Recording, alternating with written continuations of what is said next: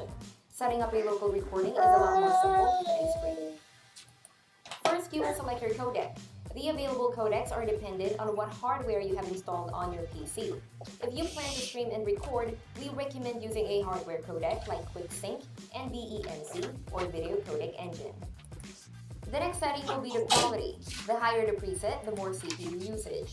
Although a change between presets is not that visible if you are using a hardware encoder like QuickSync. In audio encoding settings, you would want to use AAC high quality codec, 120 setting and 24 kHz preset. You can split your local recordings, but presets is not that visible if you are using a hardware encoder. Audio encoding settings, you would want to use AAC high quality codec, 120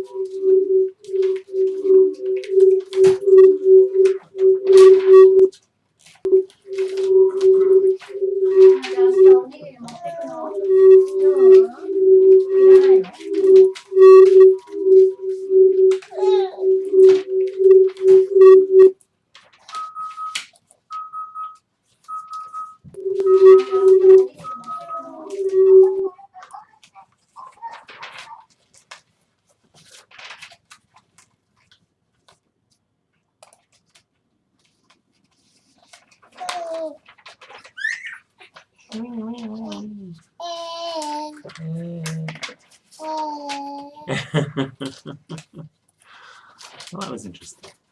Okay. Oi! Please don't touch my paperwork. Boom! Boom!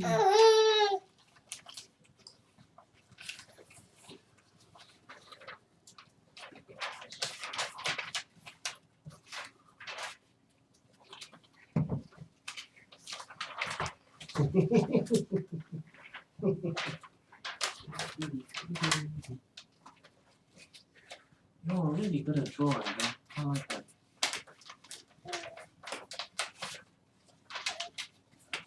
I think your brother's really impressed. He's making a fan. Don't put your feet on the princess's face, you naughty boy. I think so. They're going to paint it. Why don't you paint it tomorrow morning before we go to Yokohama? Tomorrow, Daddy and Emma are going to take a bus into the train to Yokohama. And we're probably going to have, let's pack some sandwiches tomorrow, yeah? Mummy and Sean can relax at home. No, that's Daddy's stuff, okay? Mummy, can you show me how to do this 7? Come again? But I've got to apply for a job.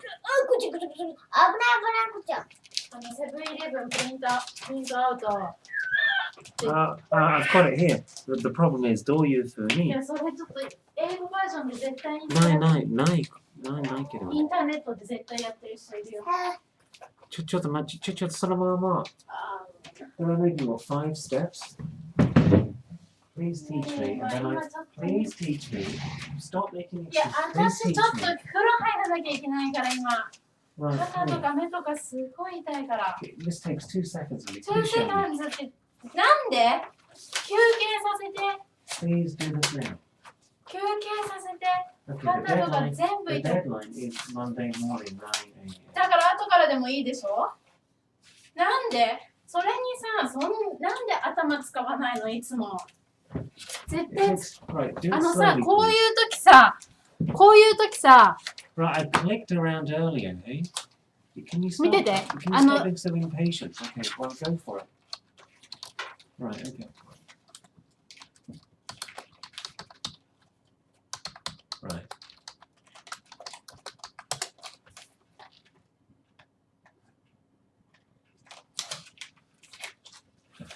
ほら。 What? That's talking about money, dear. That's money. もう今、私、字もこんな遠いところに見えない。風呂入る。目痛い。だから、そうしてたら開けなきゃいけないんだよ。 Emma. バカ。 Oh. ない何が We're in the work of Amazon. わかんなって自分がいけないんでしょ。なんで同じこと何回も教えなきゃいけないの。 Second time, eh? I didn't take any notes first time. 一回で覚えなさいよ。 You're a crap teacher. やんない、教えない。自分でやっても。 You're attention seeking. 自分でやって。英語バージョンあったじゃん。 Actually, no. You lie very easily. やらない、教えない。何でもできんでしょ。何でもかんでも私に任せないで。私、男じゃないから。教えない。 Off you go.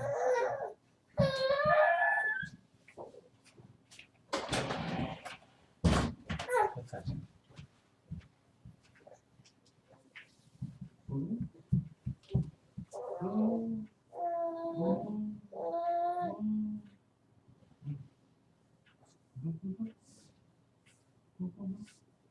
Oh, is it? Oh.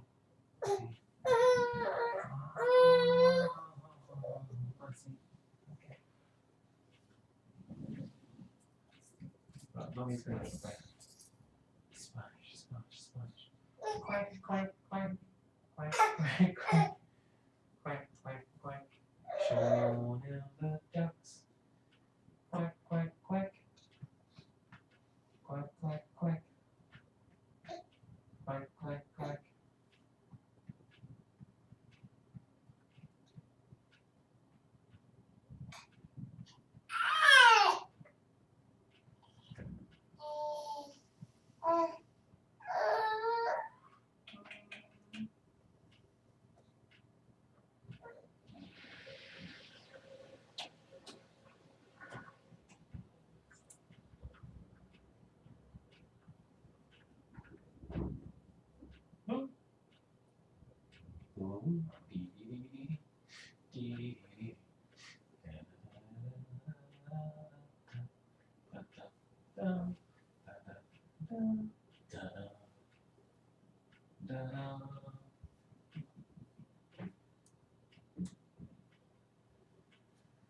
Okay, darling, sorry about bumping your head earlier today.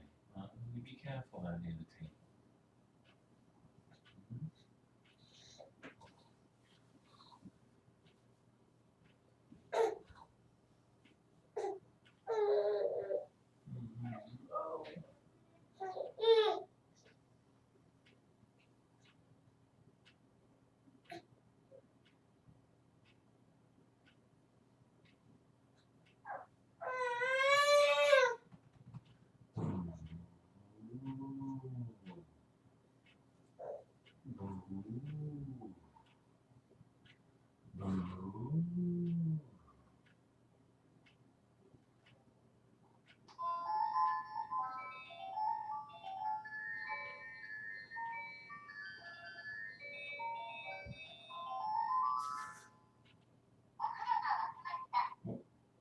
Quack, quack.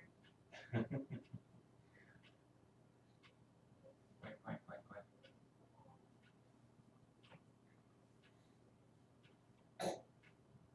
Right, 2 seconds. Let me just take off my jacket.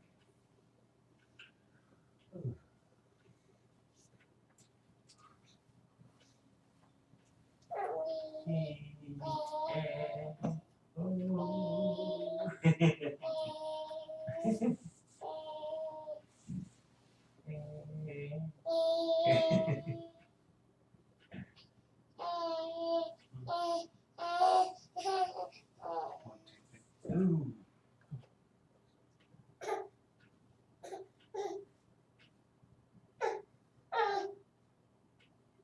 It's different, huh? It's a nice color. Do you like pink?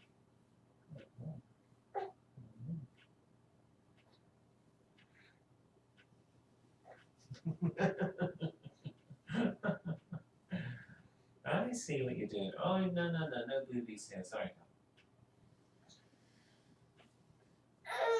Hey. Ugh.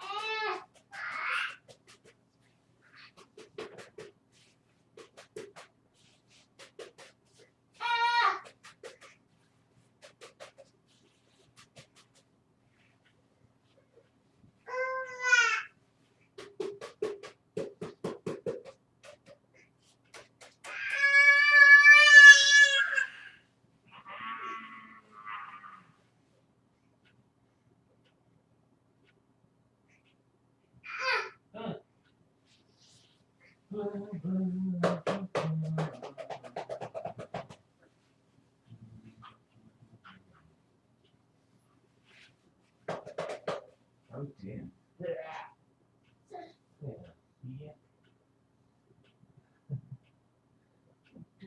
Oh.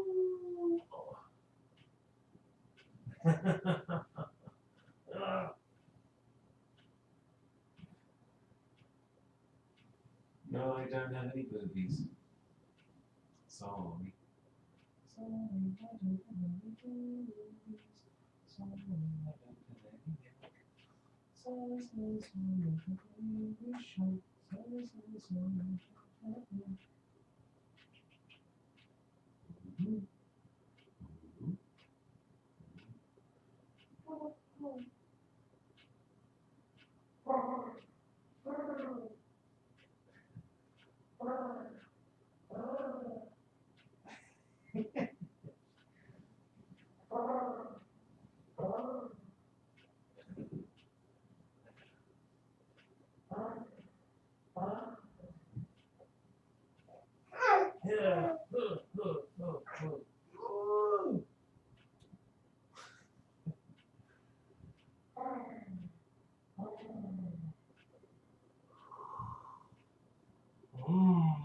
Too grand. Ha ha ha. By the way, the end of that,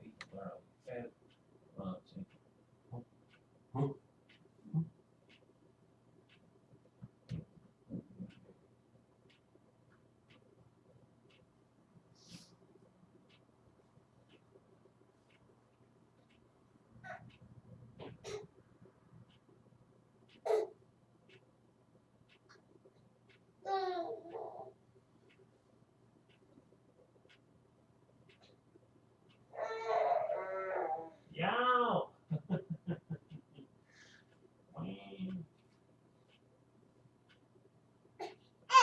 Hey.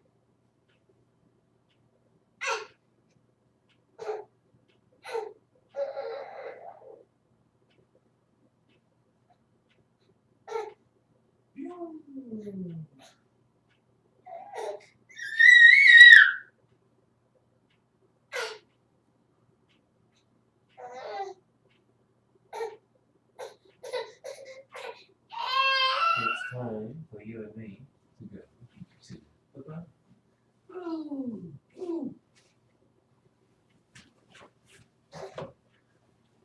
Just say nothing to do.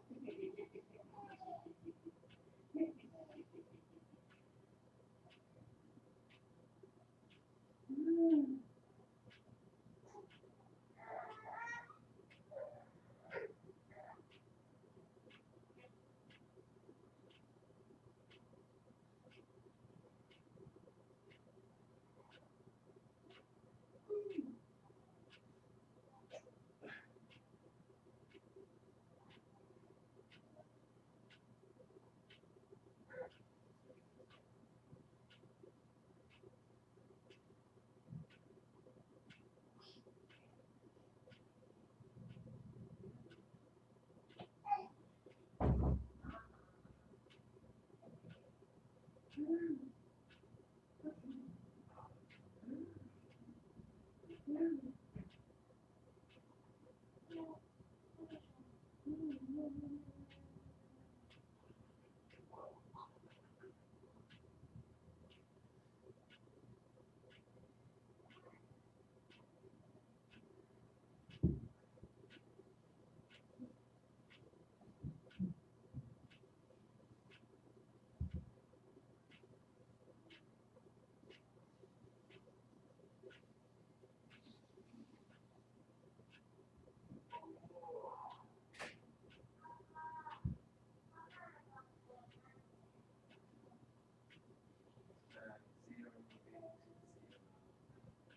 tell you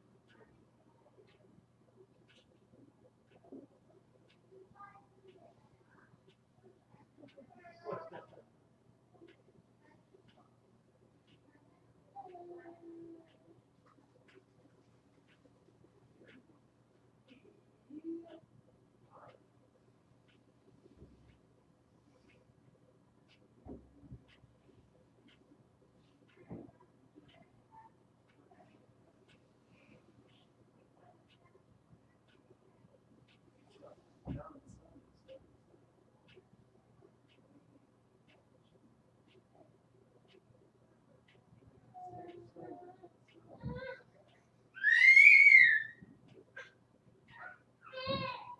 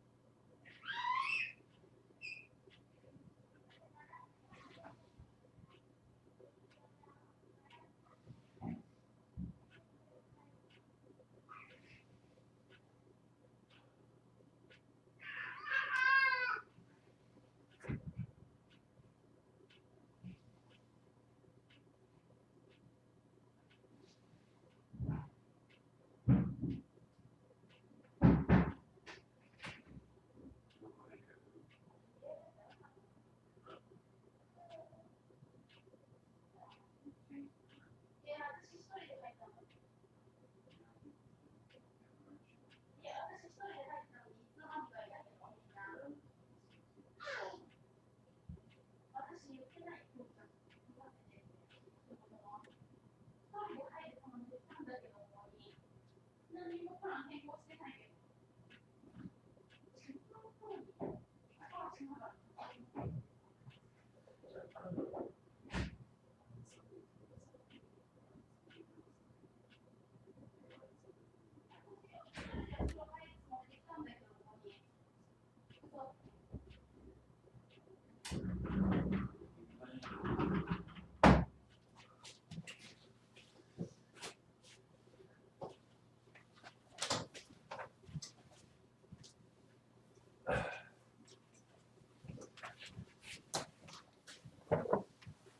Good.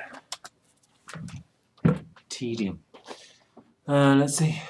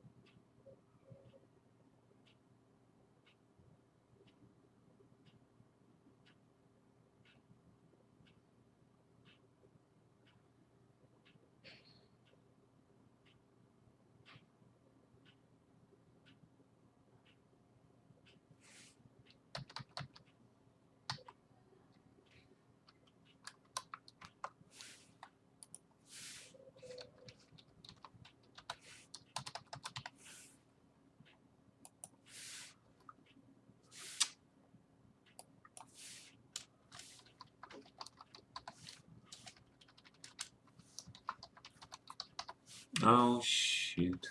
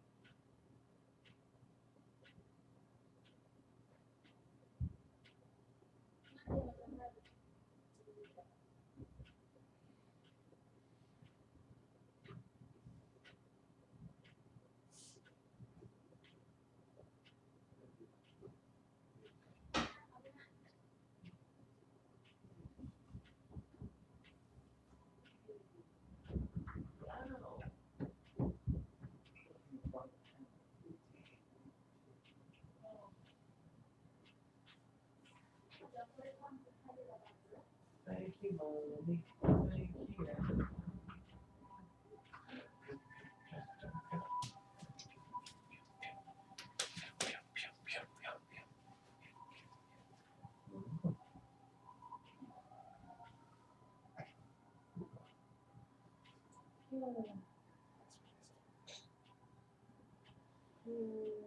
You can sleep, darling.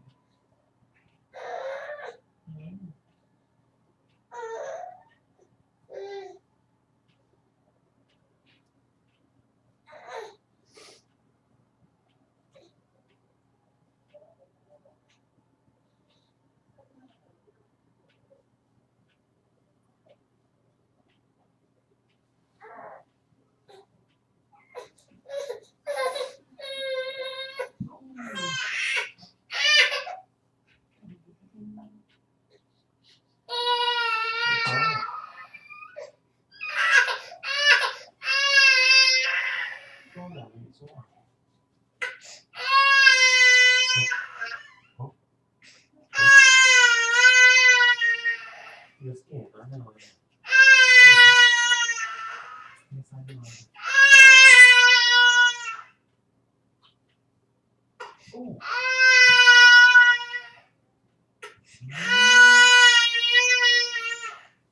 Hey, good boy.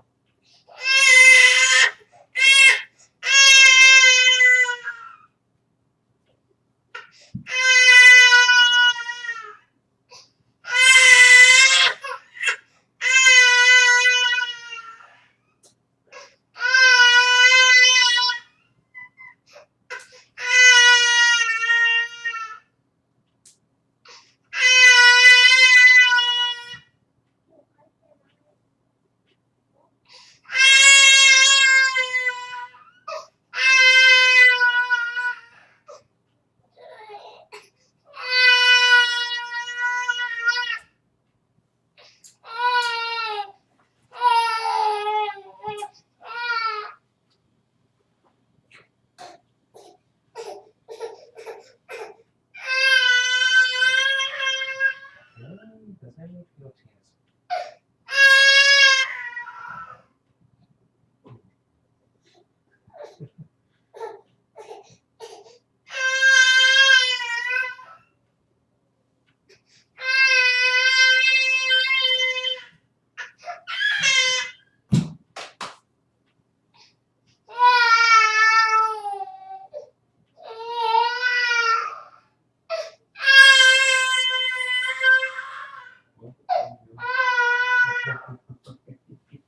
Why are the tears?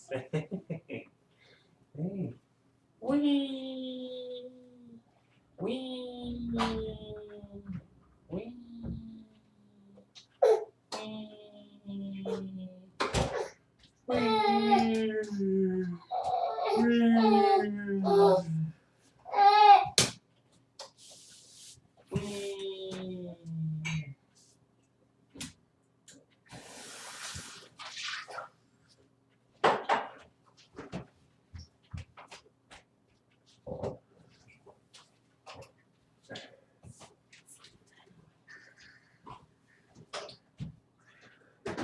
Мама, и мама, что ты?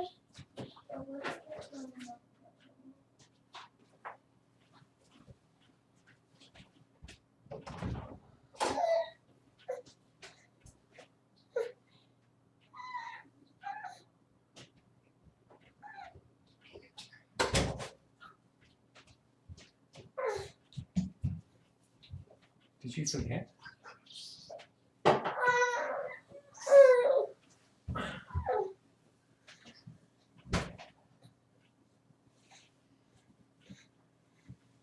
Why did you cry in the bath, sleepy girl?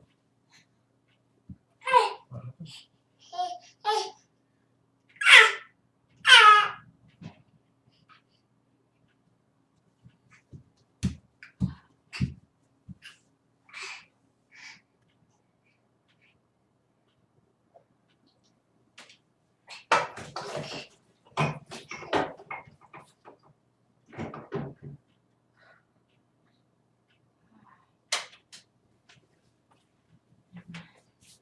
He's your number one fan. place anything.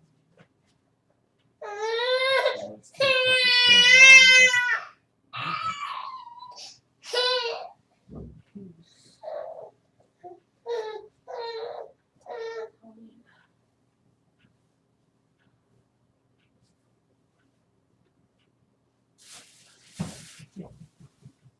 You love looking at stuff. Yeah.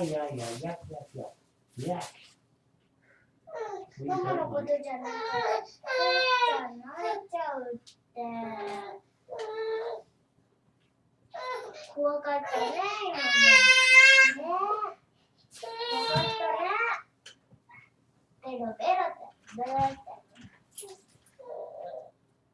赤ちゃんもそういうの怖いんだよだからしない方がいいよ What do I do?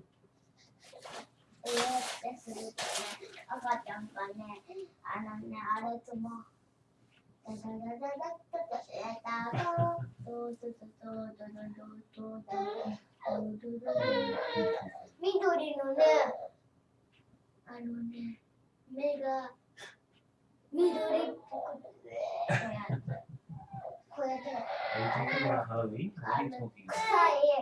臭い水の中に住んでるやつ Hello. あれだよ What are って you talking about? You're talking about Halloween.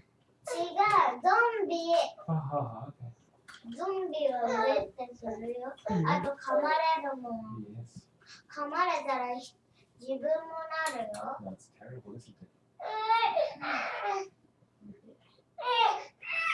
Bedtime for you, Bonzo. Darling, tonight you'll be sleeping in your bed, right? Would you like a nice hot water bottle? The same as last night? The same? You don't need 今 it. 日はここで寝る Really? It's not a good idea because tomorrow you and me are going to Yokohama. 休み Need な a ん good だ rest. いいじゃん別に幼稚園の日は向こうで寝るんだよじゃあ Yeah, put your pajamas on, Bob. どうした Bobbie's very 目が tired. 痛い She was driving all day. She's very 目が痛い目が痛いならねちょっと水やればいいの tired. And also, tomorrow is... じゃあしばらく目つぶってな Well, listen, tomorrow Bobby can go get some contact lenses. She can go get some glasses. It's only これ when はね explain. 目痛目痛く Listen, could I get to put your pants on? 気持ち悪い疲れすぎ Honey, give her some space. Your two pants. パパバケツ持ってきて経験は大丈夫気持ち悪い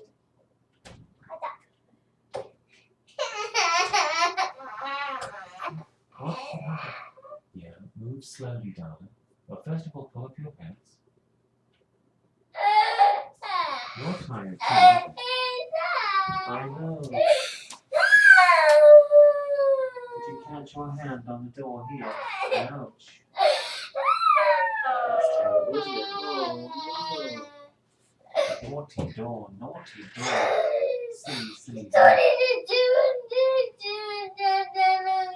Well, the problem was the light wasn't switched on, so you couldn't see how sharp it was. No, it wasn't switched on though. When you scratched your hand on the door lock, show me, is it cut? Where does it hurt, honey? Okay. I think we need to cut your finger off. I'm kidding. I would never do that. So if this finger hurts, how about the other finger? Your... Yeah, be careful, darling. Be careful. Oh, yeah.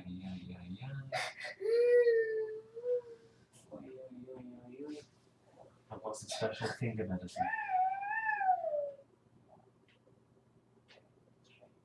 Give this finger special power to take away Emma's tears. Harry Potter. 痛い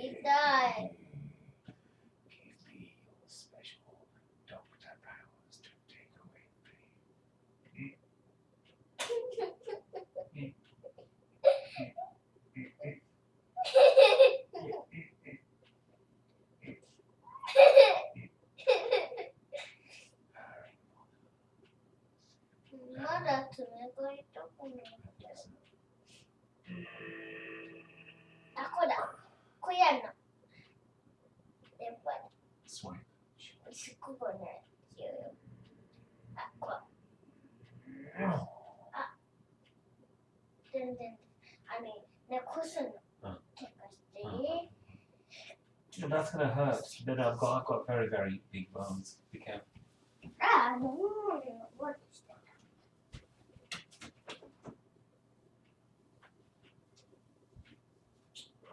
同じ方法に。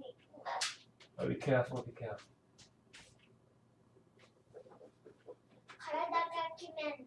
ジュースは飲む。オレンジジュース。Use the door handle, honey. 猫だからこれしか。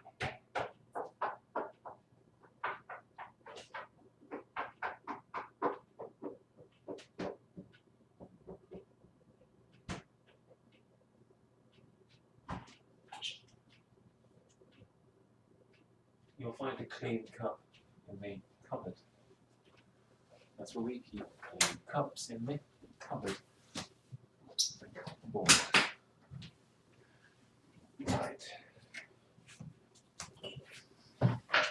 Why don't you sit down and do that, honey?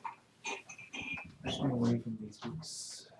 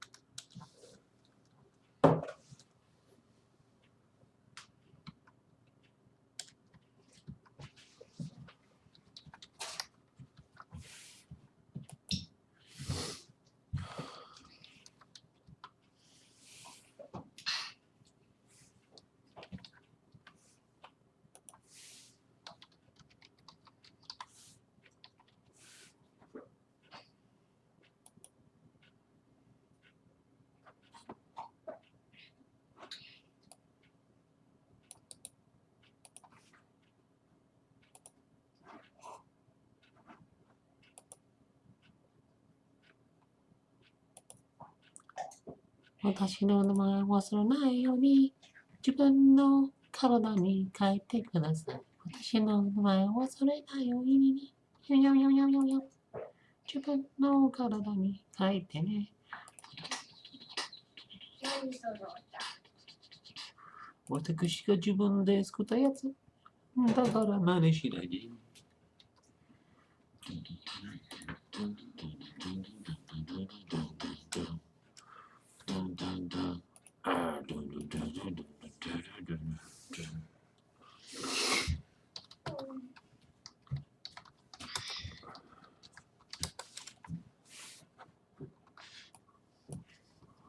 ママ、いつも体操してる？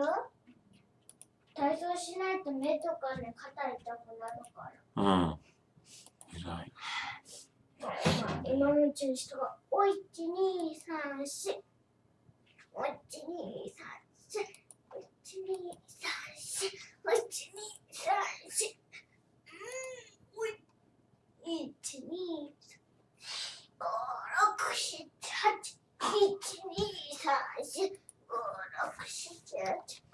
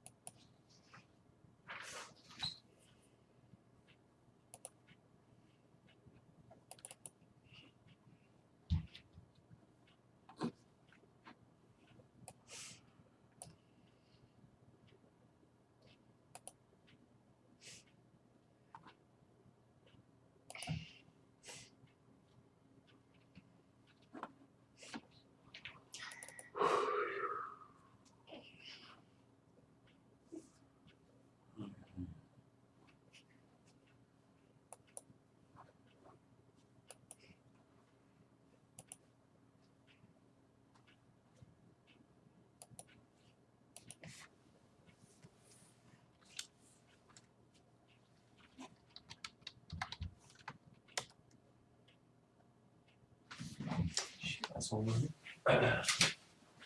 今日体操した方がいいよ。 Probably I will do some exercise tomorrow in the park. 今した方が痩せ痩せだ。 But maybe we can see those. 俺、ジュース飲む前にな。 Why should you drink orange juice before? Honey, your slippers, as always. Why are your slippers? It's quite cold. それが大事。 Well, keep your feet nice and clean, eh? あったかいのが我慢するのが大事。 I know, I know. 我慢するのが大事。